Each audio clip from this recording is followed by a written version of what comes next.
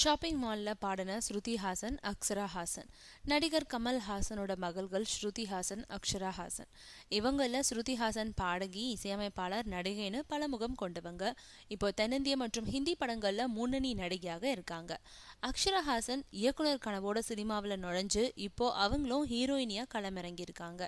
ஹிந்தியில அமிதாப் பச்சன், தனுஷ் நடிச்சிட்டு வரும் ஷமிதா படத்துல நடிச்சிட்டு இருக்காங்க. இந்த நிலையில சமீபத்துல அக்கா தங்கை 2 பேரும் ஒரு ஷாப்பிங் மால்ல ஷாப்பிங் செஞ்சாங்க.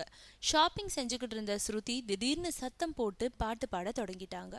அவங்களுக்கு துணையா அக்ஷராவும் கம்பெனி கொடுத்து பாட்டு பாடியிருக்காங்க.